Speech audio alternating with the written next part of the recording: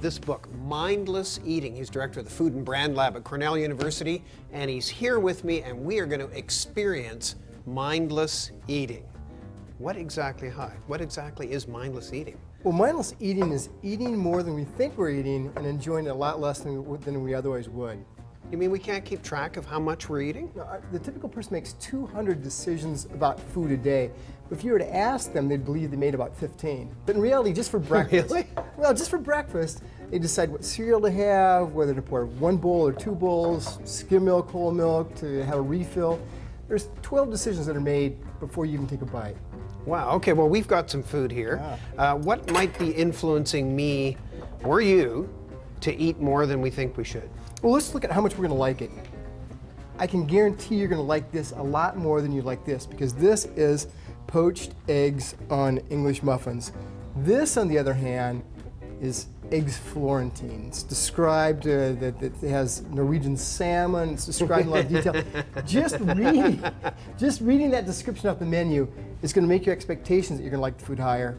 Having those expectations higher is going to make your taste buds obediently follow. So even if it doesn't taste good, if I'm impressed by the description, I'll eat more of it?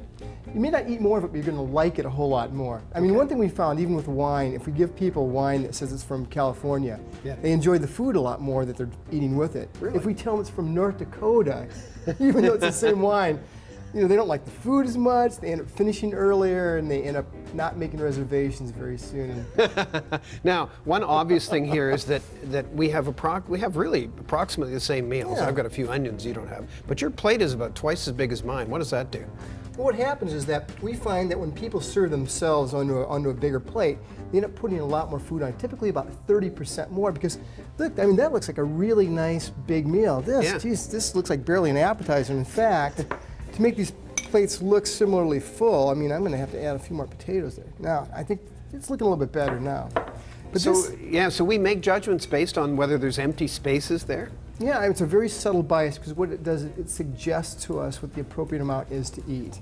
And regardless of how tuned in we think we are to our eating decisions, we will serve 25 to 35% more under a larger plate than we will a smaller plate. That's a huge amount, though, 25 to 35%. It's unbelievable. In some cases, with some foods, it can be up to about 150 calories more per serving, which over the course of a year, 150 calories more each day is 15 pounds heavier at the end of the year. Boy, that's supersizing taken to a different dimension. Okay, so what else? I mean, this looks very straightforward to me. Food on a plate, sure, the sizes are different, but what else might be operating here?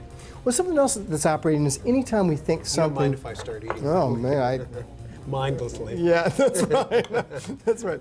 One other thing that's happening is anytime we see something that we believe is healthy, there's a health halo that follows that entire food, and it typically makes us believe it has fewer calories, and it typically makes us overeat. Like, I wanted some tomatoes. Look at this. So I got some sauteed tomatoes. Yeah. Now, I'm going to believe this is an incredibly healthy thing for me to eat. And I guess relative to the French fries, it is healthy. But this is going to have a whole lot more calories than we think, because what's going on is there's a basic sort of halo that surrounds anything that we believe is good for us. Like a tomato. Like a tomato. How could a tomato be unhealthy? Oh, well, I guess if it's cooked in its own weight of olive oil.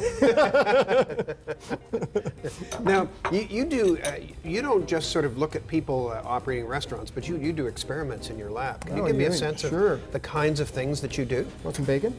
Well, of course. Now, well, one of the things we do... Should I only have like one strip of it? So that I can have the rest. That's right. Well, one of the things we do in our lab is set up with one-way mirrors, it's set up with hidden cameras, it's got scales underneath the table. And what we can do is we can do experiments to see how the lighting affects how much somebody eats, how the number of people they're eating with influences how much they eat, how candlelight makes them eat more, and things like this. And what it enables us to do is to tell people what cues they can change in their own house so they can eat less and enjoy food more.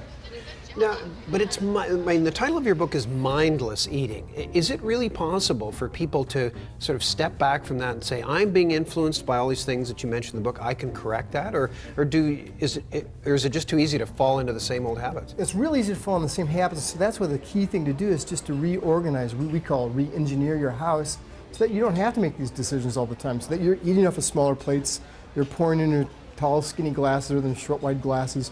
You're moving the candy bowl 6 feet away from you rather than leaving it on your desk.